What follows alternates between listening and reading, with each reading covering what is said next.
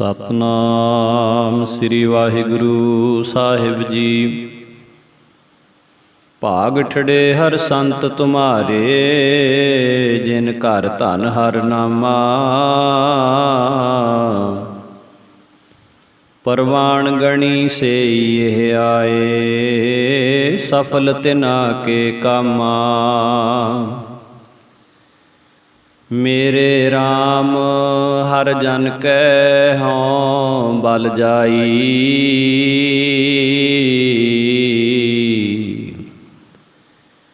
ਕੇਸਾਂ ਕਾ ਕਰ ਚਵਰ ਟੁਲਾਵਾ, ਚਰਨ ਧੂੜ ਮੁਖ ਲਾਈ। ਪਰਮ ਸਤਿਕਾਰਯੋਗ ਸਤਿਗੁਰਾਂ ਦੀ ਸਾਜੀ ਨਵਾਜੀ ਹੋਈ ਸਾਧ ਸੰਗਤ ਜੀ, ਆਦਬ ਸਤਿਕਾਰ ਸਹਿਤ ਗੁਰਫਤਿਹ ਦੀ ਸਾਂਝ ਪਾਓ। ਆਖੋ ਜੀ ਵਾਹਿਗੁਰੂ ਜੀ ਕਾ ਖਾਲਸਾ, ਵਾਹਿਗੁਰੂ ਜੀ ਕੀ ਫਤਿਹ। ਸਤਿਗੁਰਾਂ ਜੀ ਦੀ ਅਪਾਰ ਕਿਰਪਾ ਅਤੇ ਮਹਾਂਪੁਰਖਾਂ ਦੀਆਂ ਅਸੀਸਾਂ ਦਾ ਸਦਕਾ ਆਪਾਂ ਸਾਰਿਆਂ ਨੂੰ ਪੂਰਨ ਬ੍ਰਹਮ ਗਿਆਨੀ ਰਾਜੇ ਜੋਗੀ ਸੰਤ ਬਾਬਾ ਈਸ਼ਰ ਸਿੰਘ ਜੀ ਮਹਾਰਾਜ ਰਾੜਾ ਸਾਹਿਬ ਵਾਲੇ ਮਹਾਂਪੁਰਖ, ਤਿਨਾਂ ਦੇ ਪਵਿੱਤਰ ਜੀਵਨ ਨੂੰ ਵਾਚਣ ਦਾ ਸਮਾਂ ਪ੍ਰਾਪਤ ਹੋ ਰਿਹਾ ਹੈ। ਆਪ ਜੀ ਪਿਛਲੇ ਕਾਫੀ ਸਮੇਂ ਤੋਂ ਨਿਰੰਤਰ ਮਹਾਂਪੁਰਖਾਂ ਦੇ ਪਾਵਨ ਜੀਵਨ ਦੀਆਂ ਵਿਚਾਰਾਂ ਸਰਵਣ ਕਰਦੇ ਆ ਰਹੇ ਹੋ। ਪਿਛਲੇ ਭਾਗ ਦੇ ਵਿੱਚ ਆਪ ਜੀ ਨੇ ਸੰਤ ਜੀ ਮਹਾਰਾਜ ਜੀਆਂ ਦੇ ਪਾਵਨ ਅਸਥਾਨ ਗੁਰਦੁਆਰਾ ਕਰਮਸਰ ਰਾੜਾ ਸਾਹਿਬ ਵਿਖੇ ਹੋਰ ਜਿਹੜੇ ਮਹਾਨ ਮਹਾਂਪੁਰਖਾਂ ਦੇ ਪ੍ਰੇਮ ਦੇ ਵਿੱਚ ਅਸਥਾਨ ਦੇ ਦਰਸ਼ਨ ਕਰਨ ਵਾਸਤੇ, ਸੰਗਤਾਂ ਦੇ ਦਰਸ਼ਨ ਕਰਨ ਵਾਸਤੇ ਪਹੁੰਚੇ, ਉਹਨਾਂ ਕੁਝ ਕੁ ਮਹਾਂਪੁਰਖਾਂ ਦਾ ਜ਼ਿਕਰ ਆਪ ਜੀ ਨੇ ਸਰਵਣ ਕੀਤਾ ਹੈ। ਸੋ ਇਸੇ ਪ੍ਰਕਾਰ ਇੱਕ ਮਹਾਂਪੁਰਖ ਹੋਏ ਨੇ ਜੀ ਸੰਤ ਬਾਬਾ ਬੇਅੰਤ ਸਿੰਘ ਜੀ ਅਵਧੂਤ। ਇਹ ਮਹਾਂਪੁਰਖ ਸੰਤ ਬਾਬਾ ਕਰਮ ਸਿੰਘ ਜੀ ਮਹਾਰਾਜ ਹੋਤੀ ਮਰਦਾਨ ਵਾਲਿਆਂ ਦੇ ਚਰਨਾਂ ਵਿੱਚੋਂ ਵਰਸਾਏ ਹੋਏ ਸਨ। 1948 ਈਸਵੀ ਦੇ ਜੂਨ ਮਹੀਨੇ ਪਹਿਲੀ ਵਾਰ ਕਰਮਸਰ ਅਸਥਾਨ ਦੇ ਦੀਦਾਰ ਕਰਨ ਵਾਸਤੇ ਆਏ।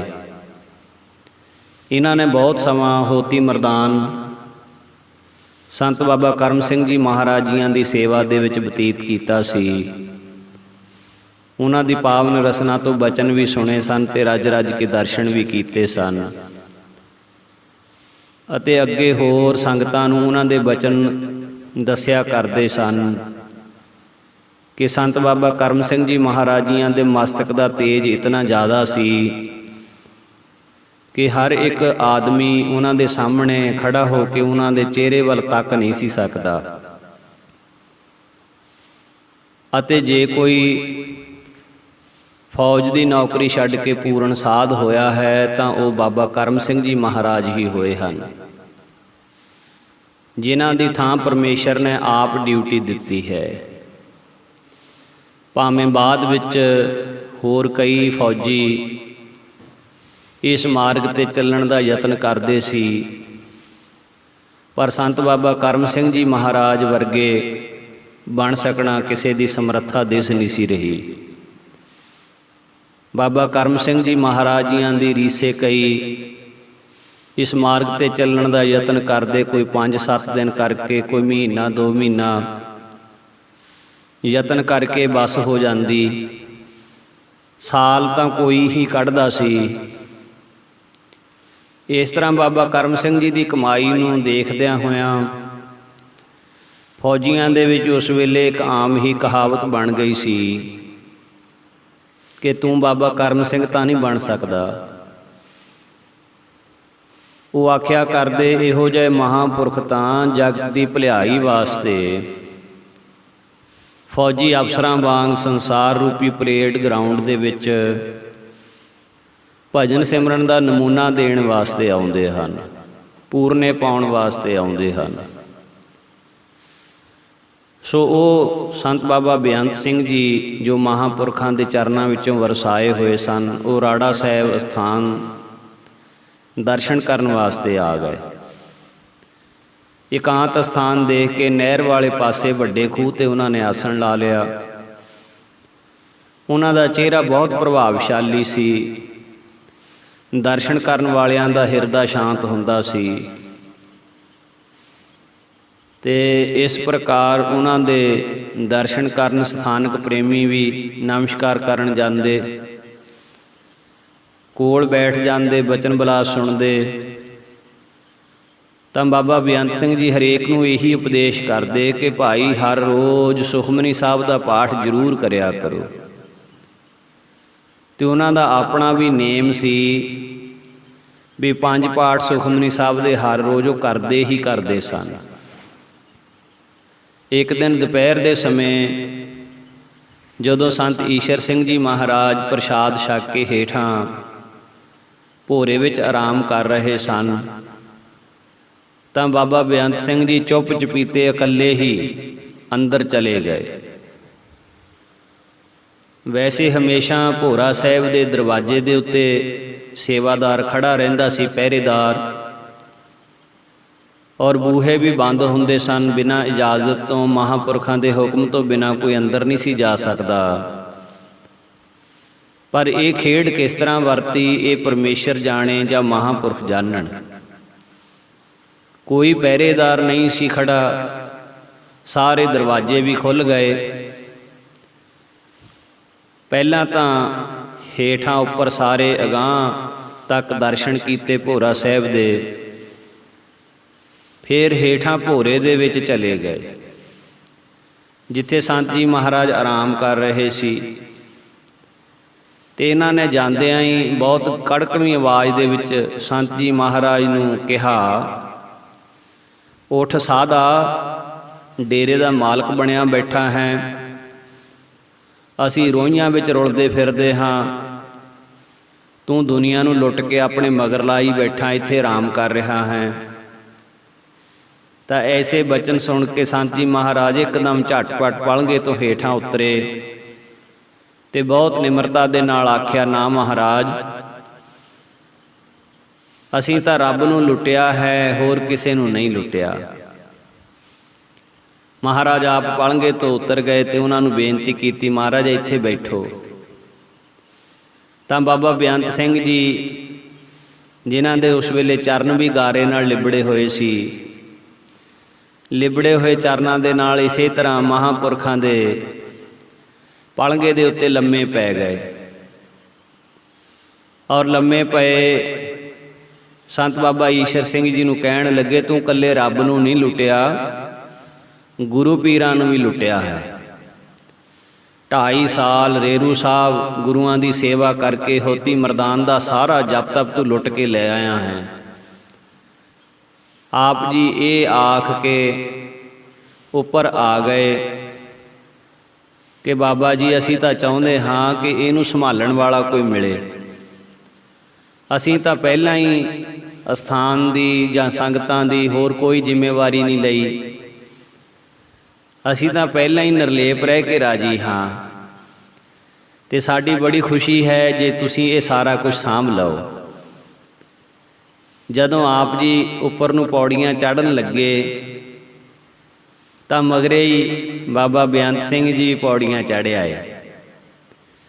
ਬਹੁਤ ਵਿਰਾਗ ਦੇ ਵਿੱਚ, ਬਹੁਤ ਪਿਆਰ ਦੇ ਵਿੱਚ ਕਹਿਣ ਲੱਗੇ, ਜਿਹੋ ਜਿਹਾ ਸੁਣੀਦਾ ਸੀ ਤੈਨੂੰ ਉਹੋ ਜਿਹਾ ਹੀ ਦੇਖਿਆ ਹੈ। ਇਤਨੀ ਨਿਮਰਤਾ, ਇਤਨਾ ਤਿਆਗ, ਇਹ ਦੇਖ ਕੇ ਤੇ ਮਹਾਂਪੁਰਖ ਬਾਬਾ ਬੇਅੰਤ ਸਿੰਘ ਜੀ ਨੇ ਸੰਤ ਮਹਾਰਾਜ ਨੂੰ ਆਪਣੀ ਬੁੱਕਲ ਵਿੱਚ ਲੈ ਲਿਆ। ਨੇਤਰਾਂ ਵਿੱਚੋਂ ਜਲ ਜਾਈ ਜਾਵੇ ਤੇ ਇੱਕੋ ਹੀ ਗੱਲ ਆਖੀ ਜਾਣ, ਧੰਨ ਬਾਬਾ ਕਰਮ ਸਿੰਘ ਜੀ, ਧੰਨ ਬਾਬਾ ਕਰਮ ਸਿੰਘ ਜੀ ਮਹਾਰਾਜ, ਆਪ ਜੀ ਨੇ ਇਹੋ ਜਿਹੇ ਹੀਰੇ ਪੈਦਾ ਕੀਤੇ ਹਨ।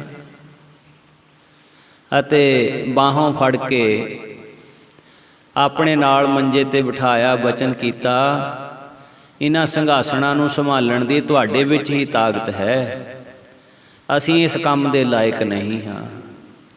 ਇਹ ਤਾਂ ਬਾਬਾ ਕਰਮ ਸਿੰਘ ਜੀ ਵੱਲੋਂ ਤੁਹਾਡੀ ਡਿਊਟੀ ਲੱਗੀ ਹੋਈ ਹੈ।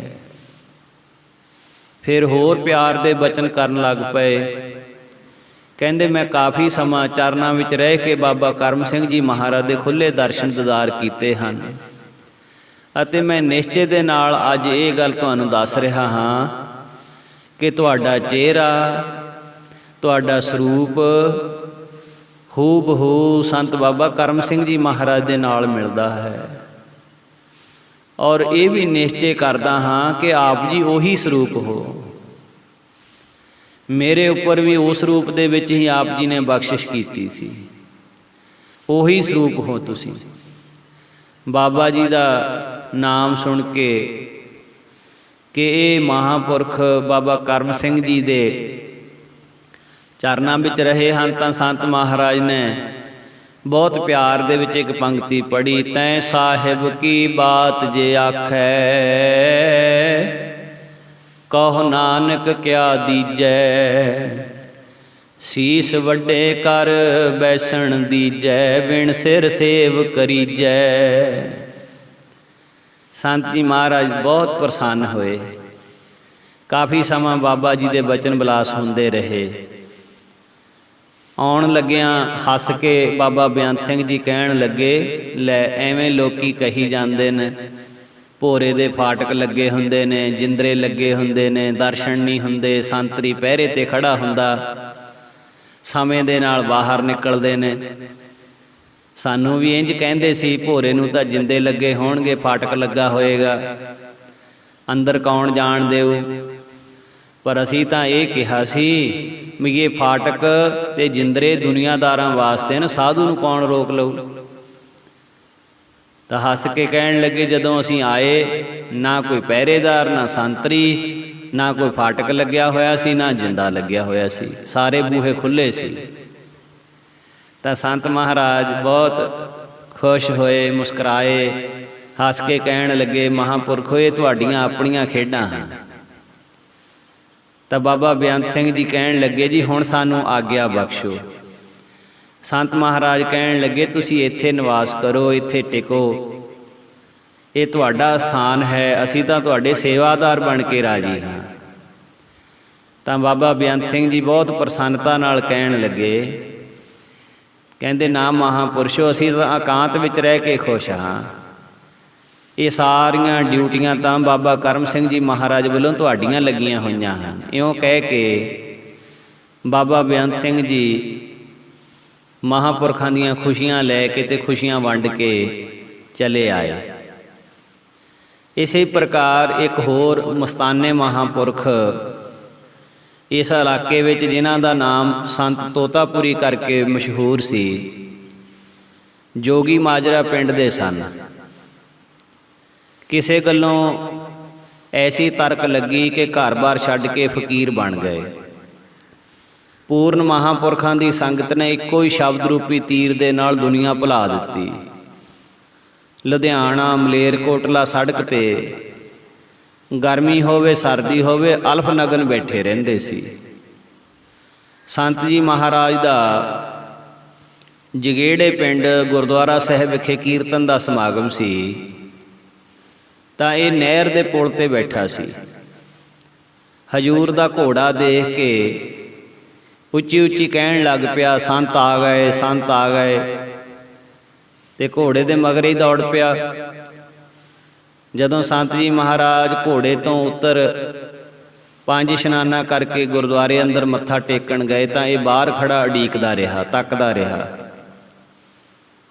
ਆਪ ਜੀ ਗੁਰੂ ਮਹਾਰਾਜ ਨੂੰ ਨਮਸਕਾਰ ਕਰਕੇ ਉਸੇ ਜਗ੍ਹਾ ਸੱਜ ਗਏ, ਬੈਠ ਗਏ।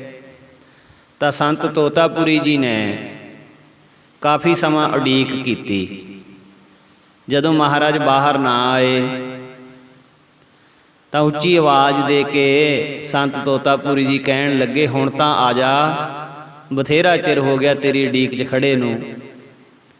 ਤਾਂ ਹਜ਼ੂਰ ਮਹਾਰਾਜ ਇਹਨਾਂ ਦੀ ਆਵਾਜ਼ ਸੁਣ ਕੇ ਮੁਸਕਰਾ ਪਏ ਤੇ ਬਾਹਰ ਆ ਗਏ। ਇੱਕ ਦੂਜੇ ਨੂੰ ਪਰਸਪਰ ਝੁੱਕ ਕੇ ਨਮਸਕਾਰਾਂ ਕੀਤੀਆਂ ਤੇ ਸੰਤ ਜੀ ਮਹਾਰਾਜ ਨੇ ਬਚਨ ਕੀਤਾ, ਕੀ ਗੱਲ ਮਹਾਂਪੁਰਖੋ, ਇਹ ਕਿਰਿਆ ਕਿਉਂ ਵਿਗਾੜ ਲਈ? ਤਾਂ ਮਹਾਂਪੁਰਖ ਬਾਬਾ ਤੋਤਾਪੁਰੀ ਜੀ ਕਹਿਣ ਲੱਗੇ, ਐਵੇਂ ਹੀ ਜਾਣ ਬੁੱਝ ਕੇ ਪੁੱਛ ਰਹੇ ਹੋ, ਪਤਾ ਤਾਂ ਤੁਹਾਨੂੰ ਸਾਰਾ ਹੀ ਹੈ। ਹੱਸ ਕੇ ਕਹਿਣ ਲੱਗੇ, ਮੈਂ ਤਾਂ ਇਹਨਾਂ ਮੱਖੀਆਂ ਤੋਂ ਬਚਣ ਵਾਸਤੇ ਝੱਲਾ ਬਣਿਆ ਫਿਰਦਾ ਹਾਂ। ਮੱਖੀਆਂ ਤੋਂ ਭਾਵ ਸੀ ਦੁਨਿਆਵੀ ਲੋਕ, ਇਹਨਾਂ ਤੋਂ ਬਚਣ ਵਾਸਤੇ ਝੱਲਾ ਬਣਿਆ ਹੋਇਆ ਹਾਂ। ਇਹ ਮੰਗਾਂ ਮੰਗਣ ਵਾਲੇ ਟਿਕਣ ਨਹੀਂ ਦਿੰਦੇ, ਆ ਕੇ ਕੁਝ ਨਾ ਕੁਝ ਮੰਗਦੇ ਰਹਿੰਦੇ ਹਨ, ਆਹ ਹੋ ਜਾਏ ਆਹ ਹੋ ਜਾਏ। ਇਹਨਾਂ ਲੋਕਾਂ ਤੋਂ ਬਚਣ ਵਾਸਤੇ ਅਸੀਂ ਇਹ ਰੂਪ ਬਣਾਇਆ ਹੈ। ਪਰ ਤੁਸੀਂ ਪੂਰਨ ਸੂਰਵੀਰ ਜਿਹੜੇ ਜੜ ਚੇਤਨ ਮਾਇਆ ਨੂੰ ਪੈਰਾਂ ਹੇਠ ਲਤਾੜ ਕੇ ਇਹਨੂੰ ਕਾਬੂ ਕੀਤਾ ਹੋਇਆ ਹੈ। ਅਸੀਂ ਤਾਂ ਮਾਇਆ ਤੋਂ ਡਰਦੇ ਭੱਜ ਕੇ ਨਿਕਲ ਆਏ। ਤੁਸੀਂ ਮਾਇਆ ਰੂਪੀ ਸੱਪਣੀ ਦੇ ਵਿਕਾਰਾਂ ਰੂਪੀ ਦੰਦ ਕੱਢ ਦਿੱਤੇ ਹਨ। ਇਹ ਹੁਣ ਤੁਹਾਨੂੰ ਕੁਛ ਨਹੀਂ ਕਹਿੰਦੀ। ਇਉਂ ਇੱਕ ਦੋ ਹੋਰ ਵਚਨ ਵੀ ਪ੍ਰੇਮ ਦੇ ਕੀਤੇ, ਜਿਨ੍ਹਾਂ ਦੀ ਦੂਰ ਖੜੇ ਪ੍ਰੇਮੀਆਂ ਨੂੰ ਸਮਝ ਨਾ ਪਈ। ਫਿਰ ਉਸੇ ਤਰ੍ਹਾਂ ਮਸਤਾਨੀ ਅਵਸਥਾ ਦੇ ਵਿੱਚ ਬਾਹਰ ਨੂੰ ਦੌੜ ਗਏ। ਆਪ ਜੀ ਗੁਰੂ ਦਰਬਾਰ ਦੇ ਅੰਦਰ ਆ ਸਜੇ, ਜੁੜੀ ਹੋਈ ਸੰਗਤ ਨੂੰ ਗੁਰਬਾਣੀ ਦੇ ਕੀਰਤਨ ਸਰਵਣ ਕਰਵਾਏ। ਦਾਨੇ, ਦੀਵਾਨੇ ਤੇ ਮਸਤਾਨੇ ਤਿੰਨ ਤਰ੍ਹਾਂ ਦੇ ਸਾਧੂ ਹੁੰਦੇ ਨੇ, ਪਰ ਅੰਦਰੋਂ ਅਵਸਥਾ ਇੱਕੋ ਹੀ ਹੁੰਦੀ ਹੈ। ਬਾਹਰਲੀ ਕਿਰਿਆ ਵਿੱਚ ਭਾਵੇਂ ਫਰਕ ਹੋਵੇ। ਸੋ ਇਸ ਪ੍ਰਕਾਰ ਹੋਰ ਵੀ ਬੇਅੰਤ ਸਾਧੂ, ਬੇਅੰਤ ਮਹਾਂਪੁਰਖ ਸੰਤ ਮਹਾਰਾਜ ਦੇ ਪ੍ਰੇਮ ਦੇ ਵਿੱਚ, ਜੋ ਹਮ ਸਹਿਰੀ ਸੋ ਮੀਤ ਹਮਾਰਾ, ਉਸ ਅਵਸਥਾ ਦੇ ਮਾਲਕ। ਸੋ ਇਸ ਪ੍ਰਕਾਰ ਇੱਕ ਦੂਜੇ ਦਾ ਸਤਿਕਾਰ, ਇੱਕ ਦੂਜੇ ਦੇ ਪਿਆਰ ਦੇ ਵਿੱਚ ਇਕੱਠੇ ਹੁੰਦੇ ਮਿਲਦੇ। ਸੋ ਇਸੇ ਪ੍ਰਕਾਰ ਕੁਝ ਪ੍ਰੇਮੀਆਂ ਦਾ ਜ਼ਿਕਰ ਵੀ ਇੱਥੇ ਆਇਆ ਹੈ। ਲੁਧਿਆਣੇ ਜ਼ਿਲ੍ਹੇ ਦੇ ਵਿੱਚ ਪਿੰਡ ਹਰਬੰਸਪੁਰ ਸਰਦਾਰ ਮੱਘਰ ਸਿੰਘ ਦੇ ਘਰ ਸਰਦਾਰ ਭਾਗ ਸਿੰਘ ਦਾ ਜਨਮ ਹੋਇਆ। ਫਿਰ ਇਹ ਫੌਜ ਵਿੱਚ ਭਰਤੀ ਹੋ ਗਿਆ, ਕਈ ਸਾਲ ਫੌਜ ਵਿੱਚ ਰਿਹਾ। ਸੁਪਨੇ ਵਿੱਚ ਕਲਗੀਧਰ ਮਹਾਰਾਜ ਦੇ ਦਰਸ਼ਨ ਇਸ ਨੂੰ ਹੋਏ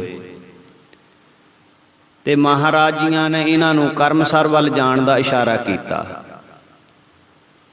ਚਰਨਾਂ ਵਿੱਚ ਪੁੱਜਿਆ। ਕਰਮਸਰ ਆ ਕੇ ਜਦੋਂ ਇਮਾਰਤਾਂ ਬਣੀਆਂ ਹੋਈਆਂ ਦੇਖੀਆਂ ਔਰ ਹੋਰ ਪ੍ਰਵਿਰਤੀ ਦੇਖੀ ਤਾਂ ਮਨ ਦੇ ਵਿੱਚ ਸ਼ੰਕਾ ਆ ਗਿਆ। ਸਵੇਰ ਦੇ ਸਮੇਂ ਸੰਗਤ ਨੂੰ ਦਰਸ਼ਨ ਬਖਸ਼ਣ ਲਈ ਹਜ਼ੂਰ ਖੁੱਲ੍ਹੇ ਪੰਡਾਲ ਦੇ ਵਿੱਚ ਕੁਰਸੀ 'ਤੇ ਸਜੇ ਹੋਏ ਸਨ। ਪ੍ਰੇਮੀ ਆਪੋ ਆਪਣੀ ਭੇਟਾ ਰੱਖ ਕੇ ਨਮਸਕਾਰ ਕਰੀ ਜਾਂਦੇ ਸਨ। ਭਾਵੇਂ ਮੱਥਾ ਤਾਂ ਇਹਨੇ ਵੀ ਟੇਕਿਆ, ਪਰ ਮਨ ਵਿੱਚ ਸ਼ੰਕਾ ਆ ਗਈ ਵੀ ਸੰਤ ਤਾਂ ਤਿਆਗੀ ਹੁੰਦੇ ਹਨ, ਇਹਨਾਂ ਨੇ ਮਾਇਆ ਕੀ ਕਰਨੀ ਹੈ। ਇਹਦੇ ਮਨ ਦਾ ਅਕੀਦਾ ਇਹ ਸੀ ਕਿ ਘਰ-ਬਾਰ ਛੱਡ ਕੇ ਜੋ ਜੰਗਲਾਂ ਮੜੀਆਂ ਮਸਾਣੀਆਂ ਵਿੱਚ ਰਹੇ, ਕੇਵਲ ਅੱਠੀਂ ਪਹਿਰੀ ਮੰਗ ਕੇ ਮਧੂਕੜੀ ਛਕੇ, ਅਸਲ ਸਾਧੂ ਉਹੋ ਹੀ ਹੁੰਦਾ ਹੈ। ਪਰ ਗੁਰਬਾਣੀ ਦੇ ਵਿੱਚ ਮਹਾਰਾਜ ਜੀਆਂ ਨੇ ਮੰਗਣ ਦੇ ਪ੍ਰਥਾਏ ਦਾ ਬਚਨ ਕੀਤਾ, ਗੁਰ ਪੀਰ ਸਦਾਏ ਮੰਗਣ ਜਾਏ, ਤਾਂ ਕੈ ਮੂਲ ਨਾ ਲੱਗੀਐ ਪਾਏ। ਇਹ ਗੁਰੂ ਪੀਰ ਸਦਾਵੇ, ਸਾਧੂ ਸਦਾਵੇ ਤੇ ਮੰਗਣ ਜਾਵੇ, ਇਹ ਦੋ ਗੱਲਾਂ ਦਾ ਮੇਲ ਨਹੀਂ ਹੈ। ਮੰਗਣਾ ਹੈ ਤਾਂ ਇੱਕ ਪਰਮਾਤਮਾ ਦੇ ਕੋਲੋਂ, ਤੇ ਬਾਕੀ ਰਹੀ ਗੱਲ ਮਾਇਆ ਦੀ, ਤਾਂ ਮਹਾਂਪੁਰਖਾਂ ਨੂੰ ਜਿਹੜੀ ਮਾਇਆ ਚੜ੍ਹ ਰਹੀ ਸੀ, ਮਹਾਂਪੁਰਖਾਂ ਨੂੰ ਜੇ ਕੋਈ ਨਮਸਕਾਰ ਕਰ ਰਿਹਾ ਸੀ ਤਾਂ ਇਹ ਮਹਾਂਪੁਰਖਾਂ ਦੇ ਨਿੱਜੀ ਐਸ਼ੋ ਇਸ਼ਰਤ ਵਾਸਤੇ ਨਹੀਂ ਸੀ, ਤੇ ਨਾ ਹੀ ਮਹਾਂਪੁਰਖਾਂ ਦਾ ਜੀਵਨ ਇਹੋ ਜਿਹਾ ਸੀ। ਇਹ ਤਾਂ ਪਰਉਪਕਾਰ ਵਾਸਤੇ ਗੁਰੂ ਕੇ ਲੰਗਰਾਂ ਵਿੱਚ ਮਾਇਆ ਲੱਗਦੀ ਸੀ ਜਾਂ ਇਮਾਰਤਾਂ ਬਣ ਰਹੀਆਂ ਸਨ।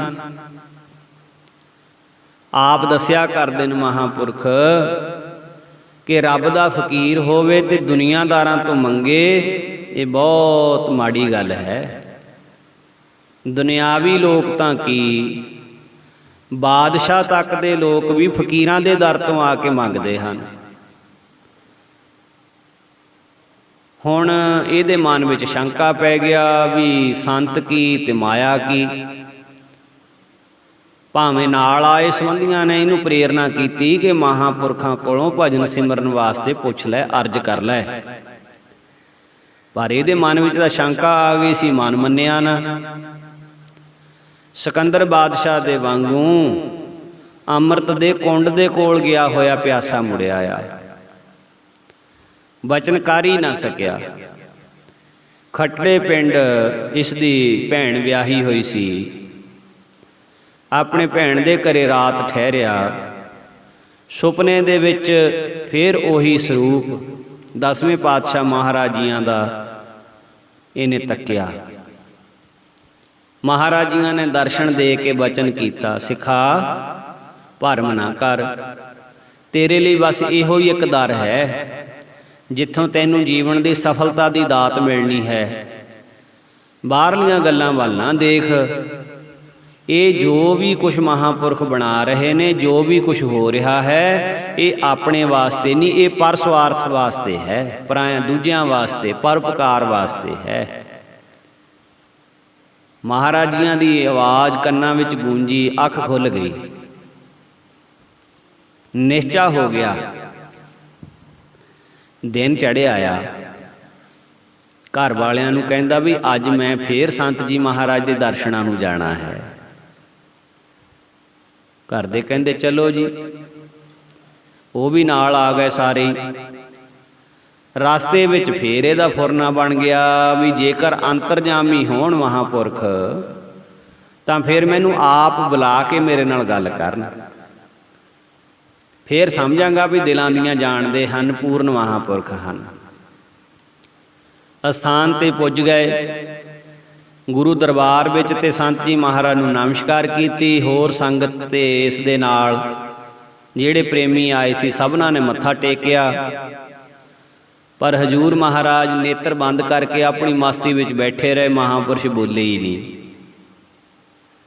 ਹੁਣ ਇਹਦੇ ਮਨ ਦੇ ਅੰਦਰ ਫੁਰਨਾ ਚੱਲ ਰਿਹਾ ਸੀ ਵੀ ਜੇ ਸੰਤ ਮੈਨੂੰ ਆਪ ਬੁਲਾਉਣ ਤਾਂ ਮੈਂ ਜਾਣਾ, ਵੀ ਸੰਤ ਜਾਣੀ ਜਾਣ ਹਨ।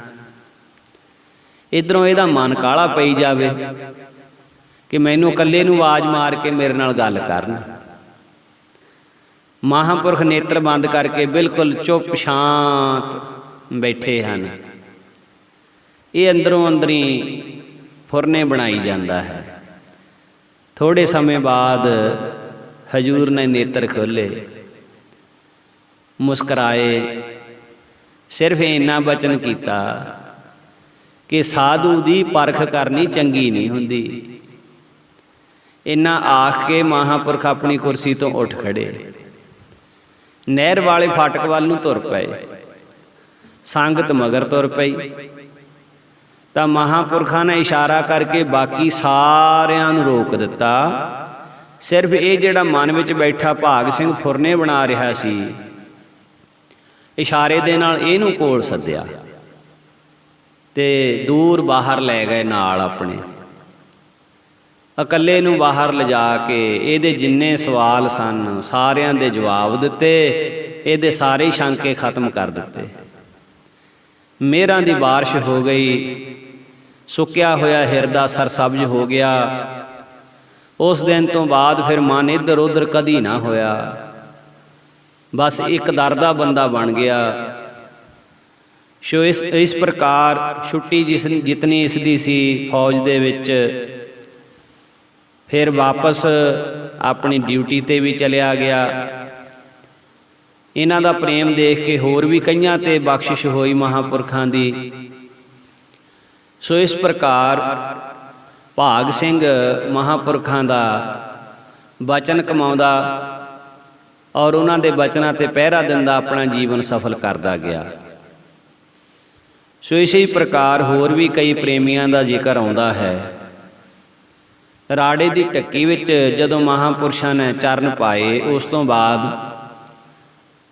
ਪੂਰੇ ਇਲਾਕੇ ਦੇ ਵਿੱਚ ਬੜੀ ਜਾਗ੍ਰਿਤੀ ਆ ਗਈ। ਸੰਗਰਾਂਦ ਪੂਰਨਮਾਸ਼ੀ ਦੇ ਦੀਵਾਨ ਕਰਮਸਰ ਸੱਜਦੇ ਸੀ ਤੇ ਸਾਰੇ ਇਲਾਕੇ ਦੀ ਦਰਸ਼ਨ ਸੰਗਤ ਜਿਹੜੀ ਸੀ ਦਰਸ਼ਨ ਕਰਦੀ ਸੀ, ਕੀਰਤਨ ਸੁਣਦੇ ਸੀ, ਹੱਥੀਂ ਸੇਵਾ ਵੀ ਕਰਦੇ।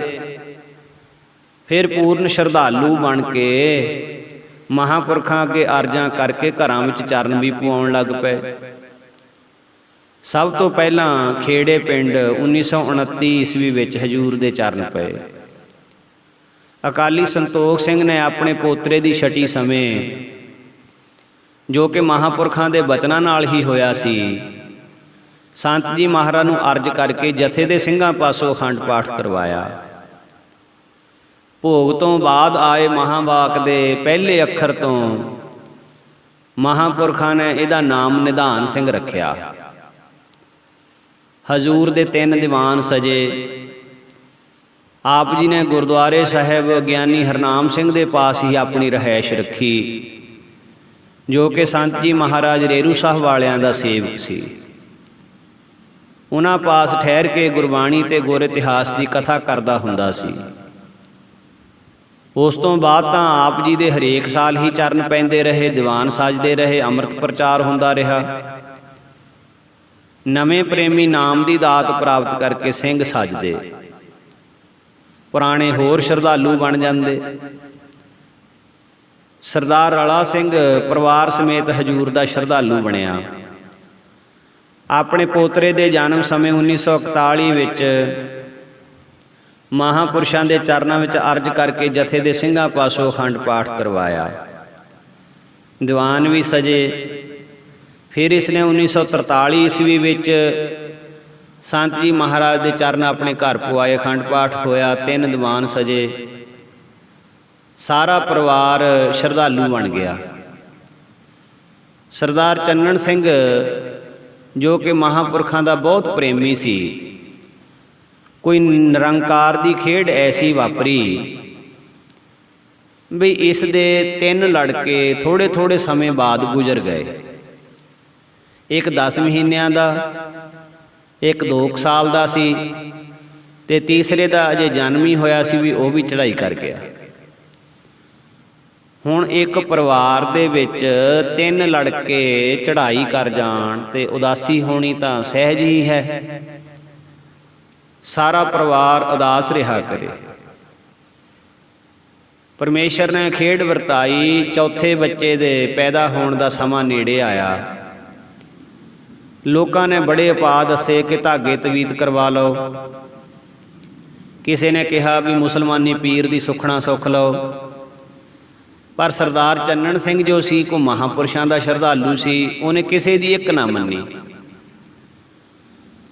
ਅਖੀਰ ਮਾਤਾ ਪਿਤਾ ਤੇ ਘਰਵਾਲੀ ਦੀ ਉਦਾਸੀ ਨੂੰ ਅਨੁਭਵ ਕਰਕੇ ਸੰਤ ਜੀ ਮਹਾਰਾਜ ਦੇ ਚਰਨਾਂ ਵਿੱਚ ਆ ਕੇ ਬੇਨਤੀ ਕੀਤੀ ਔਰ ਪਰਿਵਾਰ ਨੂੰ ਵੀ ਇਹ ਗੱਲ ਕਹਿ ਦਿੱਤੀ ਵੀ ਮੈਂ ਹੋਰ ਤਾਂ ਕਿਤੇ ਜਾਣਾ ਨਹੀਂ, ਨਾ ਤੁਹਾਨੂੰ ਜਾਣ ਦੇਣਾ, ਸੰਤਾਂ ਕੋਲ ਅਰਜ਼ ਕਰ ਲੈਣੀ ਹੈ। ਸੋ ਕਰਮਸਰ ਧਰਤੀ ਤੇ ਆ ਕੇ ਮਹਾਂਪੁਰਖਾਂ ਅੱਗੇ ਬੇਨਤੀ ਕੀਤੀ ਕਿ ਮਹਾਰਾਜ, ਹੁਣ ਹੋਰ ਤਾਂ ਕੋਈ ਥਾਂ ਹੈ ਨਹੀਂ, ਬਸ ਇੱਕ ਕਿਰਪਾ ਕਰੋ, ਜੇ ਤੁੱਠੇ ਹੋ ਤਾਂ ਸੰਸਾਰ ਵਿੱਚ ਸਾਂਝ ਰਹਿ ਜਾਵੇ। ਹਜ਼ੂਰ ਇਸ ਦੀ ਬੇਨਤੀ ਸੁਣ ਕੇ ਚੁੱਪ ਕਰ ਗਏ। ਉਸ ਸਮੇਂ ਬਾਬਾ ਗੰਡਾ ਸਿੰਘ ਸੰਤ ਜੀ ਮਹਾਰਾਜ ਦੇ ਪਾਸ ਭੋਰੇ ਵਿੱਚ ਹੀ ਬੈਠਾ ਸੀ। ਉਹਨੇ ਬੇਨਤੀ ਕੀਤੀ, ਮਹਾਰਾਜ, ਇਹ ਸਰਦਾਰ ਚੰਨਣ ਸਿੰਘ ਦਾ ਪਿਤਾ ਹੈ। ਚੰਨਣ ਸਿੰਘ ਇਸ ਘਰ ਦਾ ਬਹੁਤ ਪ੍ਰੇਮੀ ਹੈ, ਕਰ ਦਿਓ ਕਿਰਪਾ ਮਹਾਰਾਜ, ਆਪ ਜੀ ਕੋਲ ਕਿਸੇ ਚੀਜ਼ ਦੀ ਕਮੀ ਨਹੀਂ ਹੈ।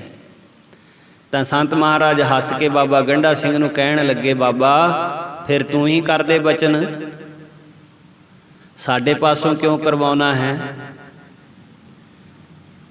ਤਾਂ ਉਹਨੇ ਅਰਜ਼ ਕੀਤੀ ਬਹੁਤ ਨਿਮਰਤਾ ਨਾਲ ਵੀ ਅਖਵਾ ਭਾਵੇਂ ਮੇਰੇ ਕੋਲੋਂ ਲਓ, ਪਰ ਕਿਰਪਾ ਤੁਸੀਂ ਕਰਨੀ ਹੈ।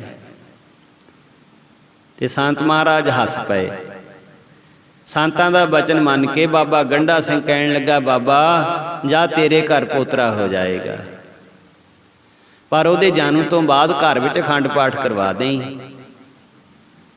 ਬਜ਼ੁਰਗ ਕਹਿਣ ਲੱਗਾ, ਮਹਾਰਾਜ ਅਖੰਡ ਪਾਠ ਤਾਂ ਕਰਵਾ ਦਿਆਂਗਾ, ਪਰ ਕਰਵਾਊਂਗਾ ਉਦੋਂ ਜਦੋਂ ਪੋਤਰਾ 5 ਸਾਲਾਂ ਦਾ ਹੋ ਗਿਆ, ਕਿਉਂਕਿ ਪਹਿਲੇ ਜਿਹੜੇ ਬੱਚੇ ਸਨ ਉਹ ਥੋੜ੍ਹੇ ਥੋੜ੍ਹੇ ਸਮੇਂ ਬਾਅਦ ਗੁਜ਼ਰ ਗਏ ਸਨ, ਤੇ ਇਸ ਦੇ ਮਨ ਦੇ ਵਿੱਚ ਇਹ ਡਰ ਸੀ ਬਹੁਤ ਜ਼ਿਆਦਾ। ਤਾਂ ਹਜੂਰ ਮਹਾਰਾਜ ਹੱਸ ਕੇ ਕਹਿਣ ਲੱਗੇ, ਕਹਿੰਦੇ ਤੂੰ ਗੁਰੂ ਨਾਲ ਠੇਕਾ ਕਰਨ ਲੱਗਾ ਹੈ ਬਈ ਅਖੰਡ ਪਾਠ ਕਰਵਾਉਣਾ ਤਾਂ ਕਰਵਾਉਣਾ 5 ਸਾਲਾਂ ਦਾ ਹੋ ਜਾਏਗਾ ਪਹਿਲਾਂ। ਮਹਾਂਪੁਰਖ ਕਹਿੰਦੇ ਸ਼ਰਧਾ ਰੱਖ, ਇਹ ਲੰਮੀ ਉਮਰ ਵਾਲਾ ਹੀ ਹੋਏਗਾ, ਪਰ ਫਿਰ ਵੀ ਜੇ ਤੇਰੇ ਮਨ ਵਿੱਚ ਇਹ ਫੁਰਨਾ ਆਇਆ ਹੈ, ਚੰਗਾ ਜਾ ਬਈ 5 ਸਾਲਾਂ ਦਾ ਹੋਏ ਤੋਂ ਫੇਰ ਹੀ ਕਰਵਾ ਦੇਈ। ਇਉਂ ਮਹਾਂਪੁਰਖਾਂ ਨੇ ਬਚਨ ਕਰ ਦਿੱਤਾ। ਬਜ਼ੁਰਗ ਵਾਪਸ ਘਰ ਆ ਗਿਆ। ਇਸ ਬਚਨ ਤੋਂ 20 ਦਿਨਾਂ ਬਾਅਦ 1945 ਈਸਵੀ ਅਪ੍ਰੈਲ ਮਹੀਨੇ ਬੱਚੇ ਦਾ ਜਨਮ ਹੋਇਆ। ਇਹਨੇ ਵੀ ਆਪਣੇ ਕੀਤੇ ਬਚਨਾਂ ਅਨੁਸਾਰ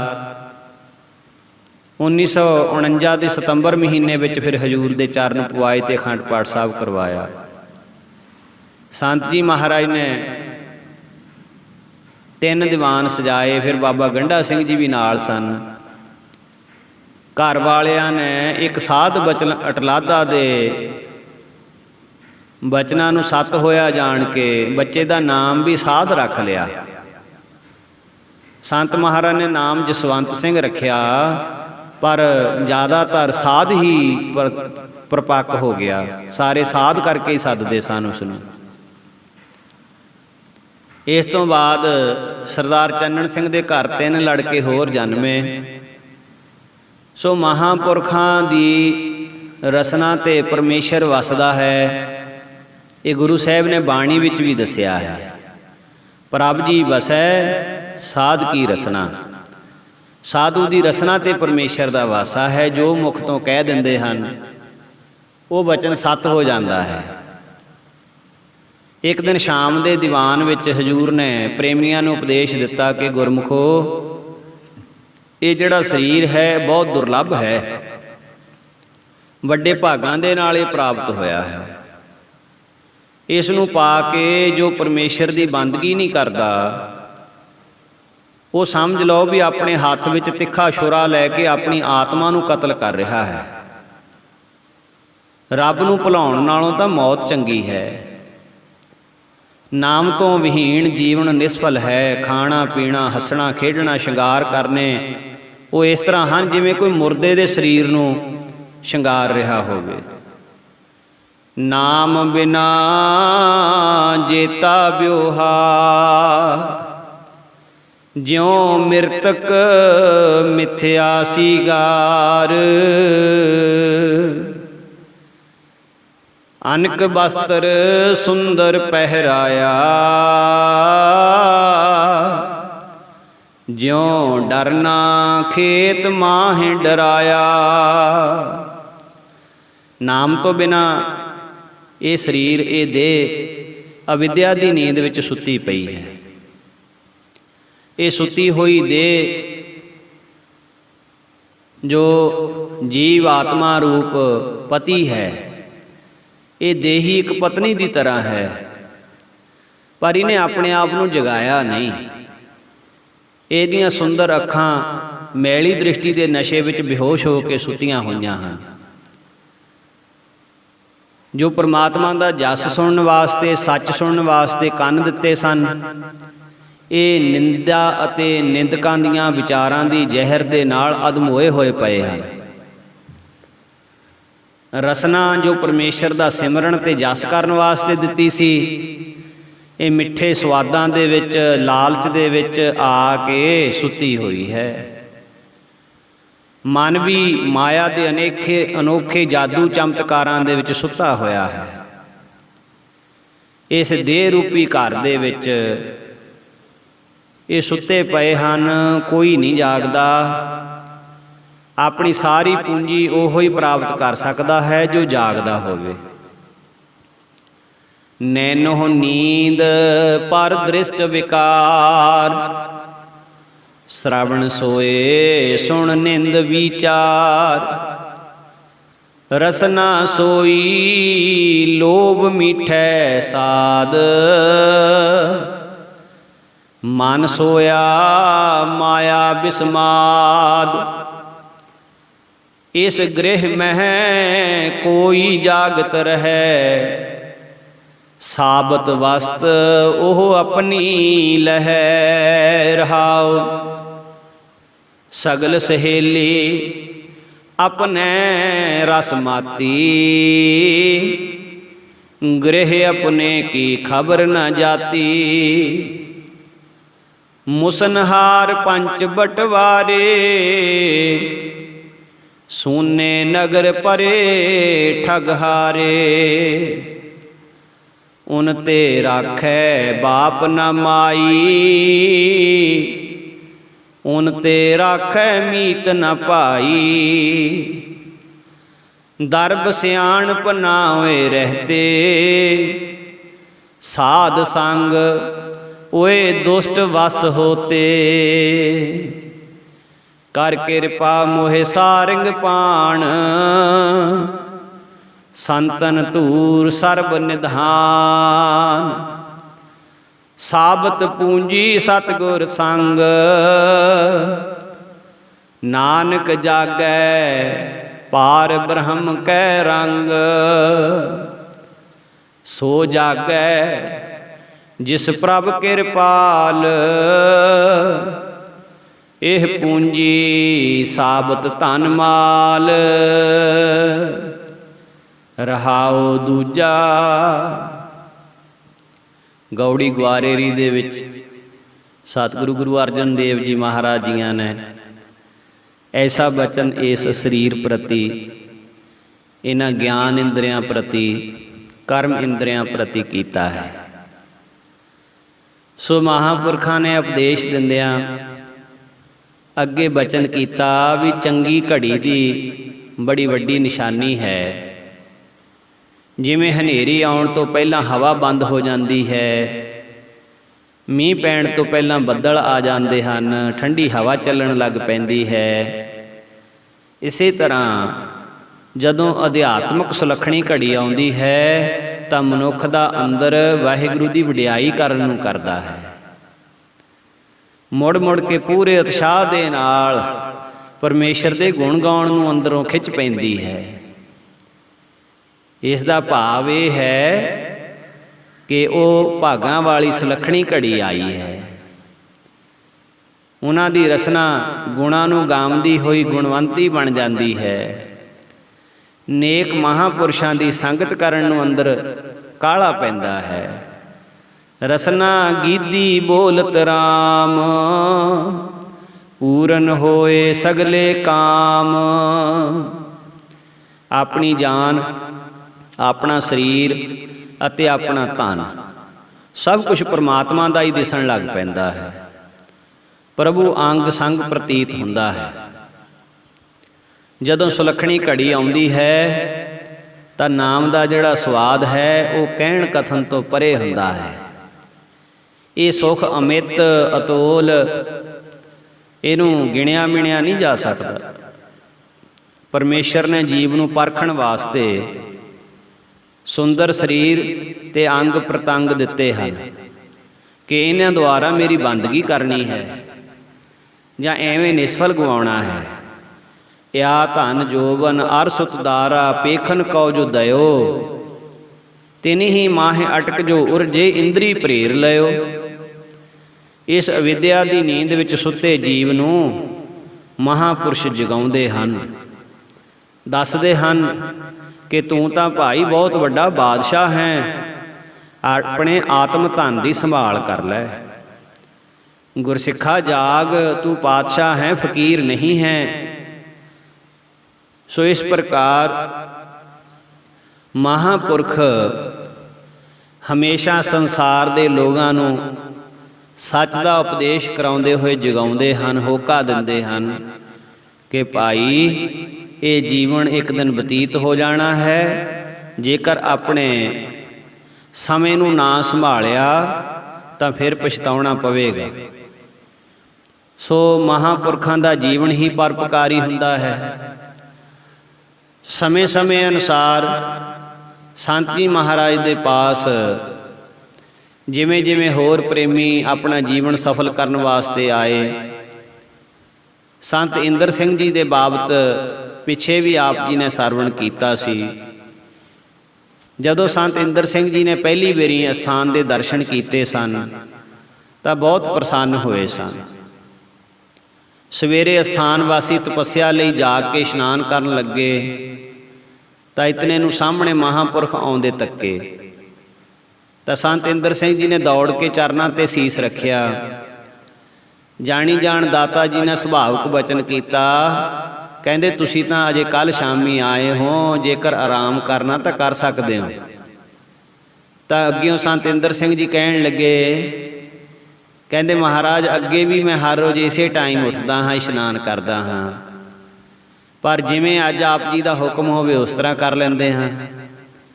ਤਾਂ ਅੱਗਿਓਂ ਮਹਾਂਪੁਰਖ ਹੱਸ ਕੇ ਕਹਿਣ ਲੱਗੇ, ਜੇ ਰੋਜ਼ ਇਸੇ ਟਾਈਮ ਉੱਠਦੇ ਹੋ ਫਿਰ ਕਾਹਨੂੰ ਸੌਣਾ ਹੈ, ਫਿਰ ਭਜਨ ਕਰੋ। ਸੋ 5-7 ਦਿਨ ਹੀ ਆਇਆਂ ਨੂੰ ਅਜੇ ਹੋਏ ਸਨ ਕਿ ਜਿਵੇਂ ਇੱਕ ਜੌਹਰੀ ਦੀ ਅੱਖ ਹੀਰੇ ਨੂੰ ਪਰਖ ਕਰਦਿਆਂ ਦੇਰੀ ਨਹੀਂ ਲਾਉਂਦੀ, ਇਸੇ ਤਰ੍ਹਾਂ ਮਹਾਂਪੁਰਖਾਂ ਨੇ ਵੀ ਸੰਤ ਇੰਦਰ ਸਿੰਘ ਜੀ ਨੂੰ ਇਹਦੇ ਅੰਦਰਲੀ ਅਵਸਥਾ ਨੂੰ ਜਾਣਦਿਆਂ ਸਮਾਂ ਨਾ ਲਾਇਆ। 5-7 ਦਿਨਾਂ ਬਾਅਦ ਹੀ ਇੰਦਰ ਸਿੰਘ ਜੀ ਨੂੰ ਹਜ਼ੂਰੀਏ ਸੇਵਾਦਾਰ ਬਣਾ ਲਿਆ ਔਰ ਫਿਰ 12 ਸਾਲ ਮਹਾਂਪੁਰਖਾਂ ਦੇ ਚਰਨਾਂ ਵਿੱਚ ਟਿਕੇ ਰਹੇ। 1932 ਈਸਵੀ ਤੋਂ ਲੈ ਕੇ 1944 ਈਸਵੀ ਦੀ ਅਗਸਤ ਮਹੀਨੇ ਤੱਕ 12 ਸਾਲ ਸੇਵਾ ਕਰਦੇ ਰਹੇ। ਪਹਿਲਾਂ 8 ਸਾਲ ਹਜ਼ੂਰੀਏ ਸੇਵਾਦਾਰ ਰਹੇ, ਨਾਲ ਨਾਲ ਬਾਹਰਲੇ ਪ੍ਰੋਗਰਾਮਾਂ ਦੀ ਸੇਵਾ ਸੰਭਾਲ ਦੀ ਜ਼ਿੰਮੇਵਾਰੀ ਜਥੇਦਾਰੀ ਵੀ ਦਿੱਤੀ ਮਹਾਰਾਜ ਨੇ। ਫਿਰ ਜਦੋਂ 1940 ਈਸਵੀ ਵਿੱਚ ਸੰਤ ਜੀ ਮਹਾਰਾਜ ਨੇ ਆਪਣੀ ਰਿਹਾਇਸ਼ ਭੋਰੇ ਵਿੱਚ ਕਰ ਲਈ ਤਾਂ ਸਥਾਨ ਦਾ ਕੰਮ ਵੱਧ ਜਾਣ ਕਰਕੇ ਕੇਵਲ ਬਾਹਰਲੇ ਪ੍ਰੋਗਰਾਮਾਂ ਦੀ ਜਥੇਦਾਰੀ ਤੇ ਆਏ ਗਏ ਪ੍ਰੇਮੀਆਂ ਨੂੰ ਸੰਤ ਜੀ ਮਹਾਰਾਜ ਪਾਸ ਬੇਨਤੀ ਕਰਕੇ ਦਰਸ਼ਨ ਕਰਾਉਣੇ, ਬਚਨ ਕਰਾਉਣੇ, ਵਕਤ ਦਿਵਾਉਣਾ, ਇਹ ਜ਼ਿੰਮੇਵਾਰੀ ਅਤੇ ਅਸਥਾਨ ਦੇ ਕਾਰੋਬਾਰ ਵਿੱਚ ਹਿੱਸਾ ਲੈਣ ਦੀ ਸੇਵਾ ਕਰਦੇ ਰਹੇ। ਭੋਰੇ ਦੇ ਅੰਦਰ ਹਜ਼ੂਰ ਦੇ ਸਰੀਰ ਦੀ ਕਿਰਿਆ ਅਤੇ ਪ੍ਰਸ਼ਾਦ ਛਕਾਉਣ ਦੀ ਸੇਵਾ ਜਿਹੜੀ ਫਿਰ ਬਾਬੂ ਰਲਾ ਸਿੰਘ ਨੇ ਸੰਭਾਲ ਲਈ। ਤਾਂ ਸੰਤ ਜੀ ਨੇ ਇਹ ਉੱਤਮ ਉਪਦੇਸ਼ ਬਖਸ਼ਿਆ ਕਿ ਸੰਤ ਇੰਦਰ ਸਿੰਘ ਜੀ ਆਪਣੀ ਆਤਮਾ ਨੂੰ ਸਾਰੇ ਵਿਆਪਕ ਜਾਣਨਾ ਹੈ। ਜਿਵੇਂ ਮੱਕੜੀ ਆਪਣੇ ਅੰਦਰੋਂ ਜਾਲਾ ਕੱਢਦੀ ਹੈ, ਉਸ ਦਾ ਆਪਣੇ ਦੁਆਲੇ ਇੱਕ ਨਗਰ ਵਸਾਉਂਦੀ ਹੈ ਜੋ ਉਸ ਵਾਸਤੇ ਬੜਾ ਹੀ ਸੁੰਦਰ ਅਤੇ ਸੁੱਖ ਦੇਣ ਵਾਲਾ ਹੁੰਦਾ ਹੈ। ਇਸੇ ਤਰ੍ਹਾਂ ਸਾਨੂੰ ਵੀ ਆਪਣੇ ਅੰਦਰੋਂ ਸਭ ਕੁਝ ਲੈਣਾ ਚਾਹੀਦਾ ਹੈ। ਜਿਵੇਂ ਮੱਕੜੀ ਜੋ ਕੁਝ ਬਾਹਰ ਵੇਖਦੀ ਹੈ ਉਹ ਵੀ ਉਸ ਦਾ ਆਪਣਾ ਆਪ ਹੈ, ਕਿਉਂਕਿ ਉਹ ਸਾਰਾ ਅੰਦਰੋਂ ਹੀ ਆਇਆ ਹੈ। ਜੋ ਕੁਝ ਅੰਦਰ ਹੈ ਉਹ ਵੀ ਉਸ ਦਾ ਆਪਣਾ ਆਪ ਹੈ। ਬਾਹਰ ਜਿੰਨੀਆਂ ਤਾਰਾਂ ਬੁਣੀਆਂ ਹੋਈਆਂ ਹਨ ਉਹ ਸਭ ਇੱਕੋ ਮੱਕੜੀ ਵਿੱਚੋਂ ਨਿਕਲੀਆਂ ਹੋਈਆਂ ਹਨ। ਅਸਲ ਵਿੱਚ ਹੈ ਕਿ ਉਸ ਦੇ ਅੰਦਰ ਵੀ ਤਾਰਾਂ ਤਹਿਾਂ ਜੰਮੀਆਂ ਹੋਈਆਂ ਤੇ ਬਾਹਰ ਵੀ ਤਾਰਾਂ ਦਾ ਘੇਰਾ ਹੈ। ਭਾਵੇਂ ਅੰਦਰ ਤੇ ਬਾਹਰ ਦੋ ਹਨ, ਭਾਵ ਇੱਕ ਗੁਪਤ ਹੈ, ਇੱਕ ਪ੍ਰਗਟ ਹੈ, ਪਰ ਅਸਲ ਵਿੱਚ ਹੈ ਇੱਕੋ ਹੀ। ਅੰਦਰਲਾ ਹੀ ਬਾਹਰ ਆ ਕੇ ਫੈਲ ਗਿਆ, ਬਾਹਰਲਾ ਜਦੋਂ ਅੰਦਰ ਸੀ ਤਾਂ ਸੂਖਮ ਰੂਪ ਸੀ। ਕਿਤਨੀ ਸੁੰਦਰ ਮਿਸਾਲ ਹੈ। ਜਦੋਂ ਉਹ ਜਾਲਾ ਉਸ ਮੱਕੜੀ ਦੇ ਅੰਦਰ ਸੀ ਤਾਂ ਸੂਖਮ ਰੂਪ ਸੀ, ਪਰ ਜਦੋਂ ਬਾਹਰ ਆ ਗਿਆ ਤੇ ਫੈਲ ਗਿਆ। ਇਸੇ ਹੀ ਤਰ੍ਹਾਂ ਅਸੀਂ ਆਪਣੇ ਅੰਦਰ ਉਸ ਆਤਮਾ ਨੂੰ ਸੂਖਮ ਰੂਪ ਵਿੱਚ ਤੇ ਬਾਹਰ ਉਸੇ ਸੂਖਮ ਨੂੰ ਅਸਥੂਲ ਰੂਪ ਦੇ ਵਿੱਚ ਵੀ ਹੈ, ਤੇ ਅੰਦਰ ਵੀ ਉਹੀ ਬੈਠਾ ਹੈ, ਪਰ ਜਦੋਂ ਉਹ ਬਾਹਰ ਆਇਆ ਤਾਂ ਉਸ ਦਾ ਫੈਲਾਅ ਹੋ ਗਿਆ ਤੇ ਸੰਸਾਰ ਬਣ ਗਿਆ। ਸੋ ਅੰਤਰ ਸੋ ਬਾਹਰ ਅਨੰਤ, ਘਟ ਘਟ ਵਿਆਪ ਰਹਿਆ ਭਗਵੰਤ। ਇਹ ਇੱਕ ਅਨੁਭਵ ਕਰੀਏ ਕਿ ਜੋ ਅੰਦਰ ਹੈ ਉਹੀ ਬਾਹਰ ਹੈ, ਤੇ ਜੋ ਬਾਹਰ ਦਿਸ ਰਿਹਾ ਹੈ, ਬਾਹਰ ਨੂੰ ਚਲਾਉਣ ਵਾਲਾ ਸਾਡੇ ਅੰਦਰ ਹੀ ਬੈਠਾ ਹੈ। ਜਿਤਨਾ ਚਿਰ ਇੱਕ ਵਿੱਚ ਅਨੇਕ ਅਤੇ ਅਨੇਕਾਂ ਵਿੱਚ ਮਨੁੱਖ ਇੱਕ ਨੂੰ ਅਨੁਭਵ ਨਹੀਂ ਕਰਦਾ, ਉਤਨਾ ਚਿਰ ਪਰਮ ਪਦ ਵੀ ਪ੍ਰਾਪਤ ਨਹੀਂ ਹੁੰਦੀ।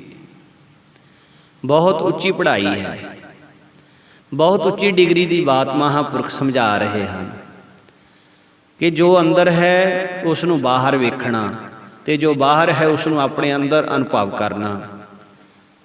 ਸੋ ਇਸ ਪ੍ਰਕਾਰ ਜਿਤਨਾ ਚਿਰ ਇੱਕ ਨੂੰ ਨਹੀਂ ਵੇਖਦਾ ਉਨਾ ਚਿਰ ਪਰਮ ਪਦ ਵੀ ਪ੍ਰਾਪਤ ਨਹੀਂ ਹੋ ਸਕਦੀ।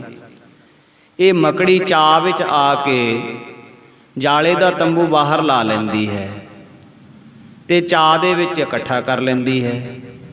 ਇਹਨਾਂ ਦੋਹਾਂ ਹਾਲਾਤਾਂ ਵਿੱਚ ਹਰਖ ਸੋਗ ਤੋਂ ਉੱਚੀ ਰਹਿੰਦੀ ਹੈ।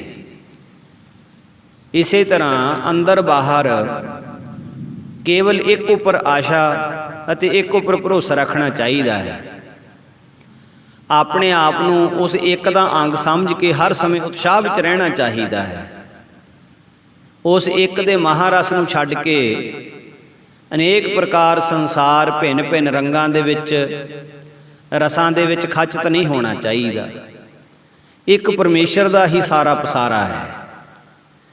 ਇਸ ਪ੍ਰਕਾਰ ਦੇ ਪਾਵਨ ਬਚਨਾਂ ਦਾ ਉਪਦੇਸ਼ ਸੰਤ ਇੰਦਰ ਸਿੰਘ ਜੀ ਨੂੰ ਮਹਾਰਾਜ ਜੀਆਂ ਨੇ ਬਖਸ਼ਿਸ਼ ਕੀਤਾ।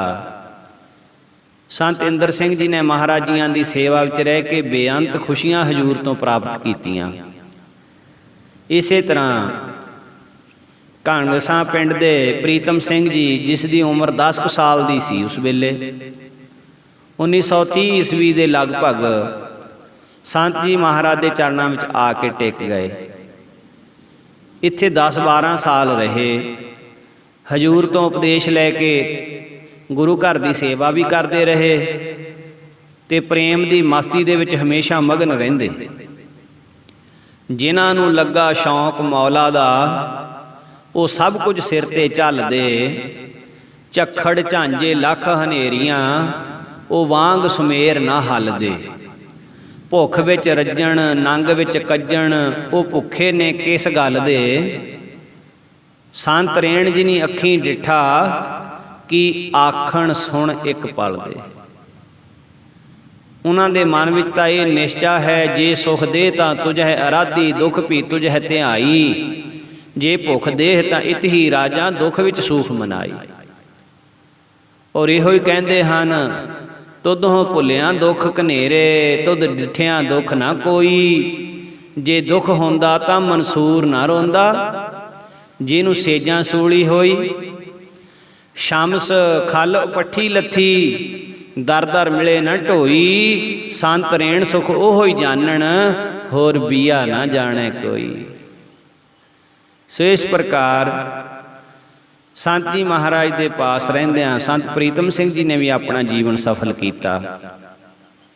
ਦੁਬੁਰਜੀ ਪਿੰਡ ਦੇ ਜਥੇਦਾਰ ਮਹਿੰਦਰ ਸਿੰਘ ਜੀ 1939 ਦੇ ਵਿੱਚ ਸੰਤ ਜੀ ਮਹਾਰਾਜ ਦੇ ਪਾਸ ਆਏ। ਪਹਿਲਾਂ 2 ਸਾਲ ਵੱਡੇ ਲੰਗਰ ਦੇ ਸ੍ਰੀਮਾਨ ਰਹੇ। ਫਿਰ ਸੰਤ ਜੀ ਮਹਾਰਾਜ ਦੇ ਜਥੇ ਦੇ ਨਾਲ ਵਿਦੇਸ਼ਾਂ ਵਿੱਚ ਵੀ ਜਾਣ ਲੱਗ ਪਏ। ਫਿਰ ਢੋਲਕੀ ਦੀ ਸੇਵਾ ਸੰਭਾਲ ਲਈ। ਸਾਰੀਆਂ ਥਾਵਾਂ 'ਤੇ ਸੰਤ ਜੀ ਮਹਾਰਾਜ ਦੇ ਨਾਲ ਹੀ ਰਹੇ। ਕਲਕੱਤਾ, ਬੰਬਈ, ਰਾਂਚੀ, ਪਟਨਾ, ਸ਼ਿਮਲਾ, ਅਫਰੀਕਾ, ਇੰਗਲੈਂਡ, ਸਾਰੇ ਪਾਸੇ ਮਹਾਂਪੁਰਖਾਂ ਦੇ ਨਾਲ ਹੀ ਰਹੇ। 1975 ਈਸਵੀ ਤੋਂ ਬਾਅਦ ਬਾਹਰਲੇ ਪ੍ਰੋਗਰਾਮਾਂ ਦੀ ਜਥੇਦਾਰੀ ਇਹਨਾਂ ਨੂੰ ਸੌਂਪ ਦਿੱਤੀ ਗਈ ਔਰ ਇਹੋ ਹੀ ਜਥੇਦਾਰ ਤੇ ਅਸਥਾਨ ਦੀ ਸੇਵਾ ਦੇ ਸੇਵਾਦਾਰਾਂ ਦੇ ਮੁਖੀ ਸੱਜਣ ਰਹੇ। ਸੋ ਇਹਨਾਂ ਦਾ ਸੰਤ ਜੀ ਮਹਾਰਾਜ ਤੇ ਪੂਰਨ ਨਿਸ਼ਚਾ ਸੀ, ਪੂਰਨ ਨਿਸ਼ਠਾ ਸੀ ਔਰ ਉਹਨਾਂ ਦੇ ਹੁਕਮ ਦੇ ਵਿੱਚ ਰਹਿ ਕੇ ਸੇਵਾ ਸਿਮਰਨ ਕਰਦੇ ਵੀ ਤੇ ਕਰਾਉਂਦੇ ਵੀ ਤੇ ਕਥਾ ਕੀਰਤਨ ਦੀ ਡਿਊਟੀ ਵੀ ਕਰਦੇ। ਸੰਤ ਜੀ ਮਹਾਰਾਜ ਨੇ ਇਹਨਾਂ ਨੂੰ ਚੰਗੇ ਕਮਾਈ ਵਾਲੇ ਗੁਰਮੁਖ ਜਾਣ ਕੇ ਸ੍ਰੇਸ਼ਟ ਸਿੱਖਿਆ ਬਖਸ਼ੀ ਕਿ ਭਾਈ ਸਾਰਿਆਂ ਨੂੰ ਆਪਣਾ ਰੂਪ ਹੀ ਜਾਣਨਾ ਹੈ, ਆਪਣਾ ਆਤਮਾ ਹੀ ਸਭ ਨੂੰ ਪਿਆਰਾ ਹੈ। ਪਹਿਲਾਂ ਲੋਕਾਂ ਨੇ ਧਨ ਨੂੰ ਸਭ ਤੋਂ ਪਿਆਰਾ ਮੰਨਿਆ ਹੁੰਦਾ ਹੈ, ਜਿਹਨੂੰ ਚੋਰੀ ਠੱਗੀ ਡਾਕੇ ਮਾਰ ਕੇ ਬਲੈਕਾਂ ਕਰਕੇ ਵੀ ਇਕੱਠਾ ਕਰਦੇ ਹਨ। ਪਰ ਧਨ ਤੋਂ ਵੱਧ ਕੇ ਔਲਾਦ ਪਿਆਰੀ ਹੁੰਦੀ ਹੈ। ਜੇਕਰ ਕੋਈ ਬਿਮਾਰੀ ਪੈ ਜਾਏ ਤੇ ਇਲਾਜ ਵਾਸਤੇ ਧਨ ਖਰਚਣ ਲੱਗਿਆ ਆਪਣੀ ਔਲਾਦ ਵਾਸਤੇ, ਇਹ ਸੋਚਦਾ ਵਿਚਾਰਦਾ ਨਹੀਂ। ਉਸ ਵੇਲੇ ਧਨ ਦਾ ਪਿਆਰ ਛੱਡ ਦਿੰਦਾ, ਕਿਉਂਕਿ ਔਲਾਦ ਧਨ ਤੋਂ ਜ਼ਿਆਦਾ ਪਿਆਰੀ ਹੈ। ਜੇ ਔਲਾਦ ਮਾੜੀ ਸੰਗਤ ਵਿੱਚ ਪੈ ਕੇ ਇਹਦਾ ਪੁੱਤਰ ਕਿਸੇ ਮੁਕੱਦਮੇ ਵਿੱਚ ਫਸ ਜਾਵੇ ਤਾਂ ਪੈਸਾ ਖਰਚ ਕੇ ਉਹਨੂੰ ਛਡਾਉਂਦਾ ਹੈ। ਪੁੱਤਰ ਦੇ ਨਾਲੋਂ, ਔਲਾਦ ਦੇ ਨਾਲੋਂ ਇਹਨੂੰ ਆਪਣਾ ਸਰੀਰ ਪਿਆਰਾ ਹੈ। ਜੇਕਰ ਕਾਲ ਪੈ ਜਾਵੇ ਤਾਂ ਭੁੱਖ ਦੇ ਨਾਲ ਇਹਦੇ ਪ੍ਰਾਣ ਨਿਕਲਦੇ ਹੋਣ ਤਾਂ ਪੁਰਾਣੇ ਕਈ ਇਤਿਹਾਸਾਂ ਦੇ ਵਿੱਚ ਐਸਾ ਵੀ ਆਉਂਦਾ ਹੈ ਵੀ ਆਪਣੀ ਔਲਾਦ ਨੂੰ ਵੀ ਕਈਆਂ ਨੇ ਵੇਚ ਦਿੱਤਾ। ਆਪਣੇ ਸਰੀਰ ਨਾਲੋਂ ਫਿਰ ਆਪਣੇ ਇੰਦਰੇ ਪਿਆਰੇ ਹਨ। ਕਿਸੇ ਕਰਮ ਤੋਂ ਜੇਕਰ ਸਰੀਰ ਤੇ ਮਾਰ ਪਵੇ ਤਾਂ ਇਹ ਕਹਿੰਦਾ ਹੈ ਮੇਰੇ ਮੂੰਹ ਨੱਕ ਤੇ ਅੱਖਾਂ ਉੱਤੇ ਸੱਟ ਨਾ ਮਾਰੋ, ਸਰੀਰ ਉੱਤੇ ਹੋਰ ਜਿੱਥੇ ਮਾਰ ਲਿਓ, ਹੋਰ ਜਿੱਥੇ ਮਰਜੀ ਮਾਰੋ, ਪਰ ਮੇਰੇ ਨੱਕ ਮੂੰਹ ਅੱਖਾਂ ਤੇ ਸੱਟ ਨਾ ਲੱਗ ਜਾਏ ਕਿਤੇ, ਬਚਾਉਂਦਾ ਹੈ। ਸੋ ਜੇ ਇਸ ਦੇ ਕੋਲੋਂ ਕੋਈ ਖੋਟਾ ਕੰਮ ਹੋ ਜਾਵੇ ਤਾਂ ਰਾਜਾ ਕਹਿੰਦਾ ਹੈ ਇਹਨੂੰ ਸੂਲੀ ਚਾੜ ਦੇਵੋ, ਇਹਦੇ ਪ੍ਰਾਣ ਕੱਢ ਲਓ, ਇਹਨੂੰ ਮਾਰ ਦਿਓ। ਸਰੀਰ ਤੋਂ ਪ੍ਰਾਣ ਜਿਹੜੇ ਸਰੀਰ ਤੋਂ ਪਿਆਰੇ ਹਨ ਇੰਦਰੇ, ਇੰਦਰਿਆਂ ਤੋਂ ਪਿਆਰਾ ਹੈ ਪ੍ਰਾਣ। ਤਾਂ ਇਹ ਕੀ ਕਹਿੰਦਾ ਹੈ, ਮੇਰੇ ਸਰੀਰ ਦਾ ਕੋਈ ਅੰਗ ਬਿਸ਼ੱਕ ਕੱਟ ਦੇਵੋ ਪਰ ਮੇਰੇ ਪ੍ਰਾਣ ਨਾ ਕੱਢੋ। ਪ੍ਰਾਣਾਂ ਤੋਂ ਪਿਆਰਾ ਆਤਮਾ ਹੈ। ਜਦੋਂ ਇਸ ਦੇ ਸਰੀਰ ਨੂੰ ਕੋਈ ਰੋਗ ਲੱਗ ਜਾਵੇ ਤਾਂ ਕਹਿੰਦਾ ਹੈ ਰੱਬਾ ਹੁਣ ਮੇਰੇ ਪ੍ਰਾਣ ਕੱਢ ਲੈ, ਆਤਮਾ ਤਾਂ ਮਰਦਾ ਹੀ ਨਹੀਂ ਹੈ। ਸੋ ਇਸ ਕਰਕੇ ਪ੍ਰਾਣਾਂ ਤੋਂ ਵੀ ਪਿਆਰਾ ਆਤਮਾ ਹੈ। ਸੋ ਸਭ ਤੋਂ ਪਿਆਰਾ ਜੇ ਅਖੀਰ ਵਿੱਚ ਜਾ ਕੇ ਨਿਚੋੜ ਹੈ ਤਾਂ ਉਹ ਆਤਮਾ ਹੀ ਨਿਕਲੇਗਾ। ਇਹ ਉਪਦੇਸ਼ ਜਥੇਦਾਰ ਮਹਿੰਦਰ ਸਿੰਘ ਜੀਆਂ ਦੇ ਪ੍ਰਥਾਏ ਸੰਤ ਜੀ ਮਹਾਰਾਜ ਨੇ ਬਖਸ਼ਿਸ਼ ਕੀਤਾ ਸੀ। ਹਜ਼ੂਰ ਮਹਾਰਾਜ ਹੁਣ ਵਿਦੇਸ਼ਾਂ ਦੀ ਯਾਤਰਾ ਵਾਸਤੇ ਵੀ ਗਏ ਹਨ। ਸਰਦਾਰ ਉਜਾਗਰ ਸਿੰਘ ਗਿੱਲ ਕਾਫੀ ਸਮੇਂ ਤੋਂ ਅਫਰੀਕਾ ਦੇ ਵਿੱਚ ਸਰਵਿਸ ਕਰ ਰਹੇ ਸਨ। ਇਹਨਾਂ ਦੇ ਘਰੋਂ ਬੀਬੀ ਸੁਰਜੀਤ ਕੌਰ ਜੀ, ਰਾੜੇ ਸਾਹਿਬ ਦੇ ਸਤਿਕਾਰਯੋਗ ਬਾਬਾ ਗੁੱਜਰ ਸਿੰਘ, ਜਿਨ੍ਹਾਂ ਨੂੰ ਸਾਰੇ ਸਥਾਨ ਦੇ ਵਾਸੀ ਸਤਿਕਾਰ ਨਾਲ ਬਾਈ ਜੀ ਕਹਿ ਕੇ ਬੁਲਾਉਂਦੇ ਸੀ, ਉਹਨਾਂ ਦੀ ਭਤੀਜੀ ਸੀ। ਇਹਨਾਂ ਦੇ ਹਿਰਦੇ ਵਿੱਚ ਮਹਾਂਪੁਰਸ਼ਾਂ ਲਈ ਬਹੁਤ ਪਿਆਰ ਸੀ। ਜਦੋਂ ਵੀ ਆਪਣੇ ਨਗਰ ਗਿੱਲ ਛੁੱਟੀਆਂ ਕੱਟਣ ਆਉਂਦੇ ਤਾਂ ਕਰਮਸਰ ਆ ਕੇ ਮਹਾਂਪੁਰਸ਼ਾਂ ਦੇ ਅੰਮ੍ਰਿਤਮਈ ਬਚਨ ਸੁਣ ਕੇ ਰੂਹਾਨੀ ਸੇਧ ਪ੍ਰਾਪਤ ਕਰਦੇ। ਔਰ ਪਿਆਰ ਇਹਨਾਂ ਦਾ ਮਹਾਂਪੁਰਖਾਂ ਦੇ ਪ੍ਰਤੀ ਬਹੁਤ ਜ਼ਿਆਦਾ ਸੀ। 1949 ਈਸਵੀ ਸਤੰਬਰ ਮਹੀਨੇ ਜਦੋਂ ਅਫਰੀਕਾ ਤੋਂ ਪੰਜਾਬ ਆਏ ਤਾਂ ਕਰਮਸਰ ਪੁੱਜ ਕੇ ਅਫਰੀਕਾ ਵਿੱਚ ਸੰਗਤਾਂ ਦੇ ਉਧਾਰ ਵਾਸਤੇ ਮਹਾਂਪੁਰਸ਼ਾਂ ਦੇ ਚਰਨਾਂ ਵਿੱਚ ਬੇਨਤੀ ਕੀਤੀ। ਤੇ ਅਫਰੀਕਾ ਤੋਂ ਕਾਫੀ ਸੰਗਤਾਂ ਨੇ ਪੱਤਰਕਾਂ ਲਿਖ ਕੇ ਭੇਜੀਆਂ ਸਨ। ਸੋ ਉਹਨਾਂ ਦੇ ਬਾਬਤ ਕੁਝ ਬਚਨ ਐਸੇ ਲਿਖਣੇ ਕੀਤੇ ਹਨ। ਮਹਿਮਾ ਸੁਣ ਕੇ ਇਸ ਤਰ੍ਹਾਂ ਸੰਤ ਜੀ ਦੀ ਮੁਲਕ ਬਾਹਰਲੇ ਵੀ ਖੁਸ਼ੀ ਮਨਾਉਣ ਲੱਗੇ, ਕਿਵੇਂ ਸਦੀਏ ਹਰੀ ਦੇ ਪਿਆਰਿਆਂ ਨੂੰ ਆਪਸ ਦੇ ਵਿੱਚ ਸਲਾਹ ਬਣਾਉਣ ਲੱਗੇ। ਰੋਜ਼ ਗੁਰਮਤੇ ਹੋਮ ਦੇ ਸੇਵਕਾਂ ਦੇ ਸੰਗਤ ਜਿਸ ਤਰ੍ਹਾਂ ਲਾਭ ਉਠਾਉਣ ਲੱਗੇ, ਉਜਾਗਰ ਸਿੰਘ ਅਫਰੀਕਾ ਵਸਨੀਕ ਪਿਆਰੇ ਛੁੱਟੀ ਲੈ ਪੰਜਾਬ ਨੂੰ ਆਉਣ ਲੱਗੇ। ਸੋ ਮਹਾਂਪੁਰਖ ਸੰਗਤਾਂ ਦੇ ਭਲੇ ਵਾਸਤੇ, ਸੰਗਤਾਂ ਦੇ ਪਿਆਰ ਦੀ ਖਿੱਚ ਨੂੰ ਮਹਿਸੂਸ ਕਰਦਿਆਂ ਮਹਾਂਪੁਰਸ਼ਾਂ ਨੇ ਅਫਰੀਕਾ ਜਾਣ ਲਈ ਵਚਨ ਦੇ ਦਿੱਤਾ। ਔਰ 9 ਜਨਵਰੀ 1951 ਨੂੰ ਬੰਬਈ ਬੰਦਰਗਾਹ ਤੋਂ ਸਮੁੰਦਰੀ ਜਹਾਜ਼ ਰਾਹੀਂ ਜਾਣ ਦਾ ਪ੍ਰੋਗਰਾਮ ਬਣਿਆ। ਮਹਾਂਪੁਰਸ਼ਾਂ ਦੀ ਪ੍ਰਦੇਸ਼ ਯਾਤਰਾ ਦਾ ਜਾਣਾ ਸੁਣ ਕੇ ਸੰਗਤਾਂ ਬਹੁਤ ਗਿਣਤੀ ਦੇ ਵਿੱਚ ਕਰਮਸਰ ਪੁੱਜਣੀਆਂ ਸ਼ੁਰੂ ਹੋ ਗਈਆਂ। 8 ਪਹਿਰ ਲੰਗਰ ਚੱਲਦਾ। ਸ੍ਰੀਮਾਨ ਜਸਵੰਤ ਸਿੰਘ ਜੀ ਗੁਰੂ ਦੇ ਲੰਗਰ ਦੀ ਅਣਥੱਕ ਸੇਵਾ ਸੰਗਤਾਂ ਦੇ ਨਾਲ ਹੋ ਕੇ ਕਰਦੇ। ਸੋ ਜਦੋਂ ਆਪ ਜੀ ਕਰਮਸਰ ਤੋਂ ਰਵਾਨਾ ਹੋਏ ਮਹਾਂਪੁਰਖ, ਤਾਂ ਸੰਗਤਾਂ ਦਾ ਵਿਰਾਗ ਥੰਮਿਆ ਨਹੀਂ ਸੀ ਜਾਂਦਾ। ਆਪ ਜੀ ਸਭ ਨੂੰ ਅੰਮ੍ਰਿਤਮਈ ਰਹਿਮਤਾਂ ਬਖਸ਼ਦੇ, ਨੈਣਾਂ ਦੀ ਝਾਤੀ ਪਾ ਕੇ ਹਿਰਦੇ ਨੂੰ ਧੀਰਜ ਬਖਸ਼ ਕੇ ਵਿਦਾ ਹੋ ਰਹੇ ਸਨ। ਆਤਮ ਮੁਸਕਾਨ ਭਰਿਆ ਰੂਹਾਨੀ ਮੁਖੜਾ ਸਭ ਨੂੰ ਧੀਰਜ ਸਿਮਰਨ ਭਜਨ ਦੀ ਸੱਤਾ ਬਖਸ਼ਦਾ। ਪਲ ਪਲ ਅੱਖੋਂ ਓਹਲੇ ਹੋ ਰਹੇ ਮਹਾਂਪੁਰਸ਼ਾਂ ਨੂੰ ਸਾਰੀ ਸੰਗਤ ਹੰਝੂਆਂ ਭਰੇ ਨੇਤਰਾਂ ਨਾਲ ਵਿਦਾਇਗੀ ਦੇ ਰਹੀ ਸੀ। ਸੋ ਇਸੇ ਤਰ੍ਹਾਂ ਇਹ ਜਿਹੜਾ ਵਿਛੋੜਾ ਸੀ ਬਹੁਤ ਅਕਹਿ ਸੀ। ਰਾਮ ਚੰਦਰ ਜੀ ਦਾ ਅਯੁੱਧਿਆ ਤੋਂ ਬਨਵਾਸ ਲਈ ਜਾਣ ਸਮੇਂ ਦਾ ਜਿਵੇਂ ਇਹ ਪ੍ਰਤੱਖ ਅਨੁਭਵ ਹੋ ਰਿਹਾ ਸੀ ਵੀ ਜਿਵੇਂ ਉਸ ਵੇਲੇ ਵੈਰਾਗ ਕਰਦੇ ਹੋਣਗੇ ਉਹੀ ਰੂਪ ਅੱਜ ਸਾਹਮਣੇ ਆ ਰਿਹਾ ਹੈ।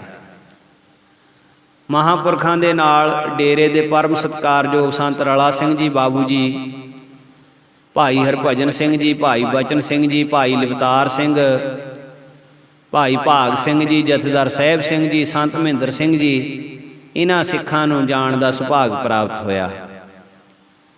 ਸੰਤ ਮਹਾਰਾਜ ਸੰਤ ਕਿਸ਼ਨ ਸਿੰਘ ਜੀ ਵੀ ਮਹਾਂਪੁਰਖਾਂ ਨੂੰ ਵਿਦਾਇਗੀ ਦੇਣ ਵਾਸਤੇ ਦਿੱਲੀ ਜਾਣ ਲਈ ਤਿਆਰ ਹੋਏ।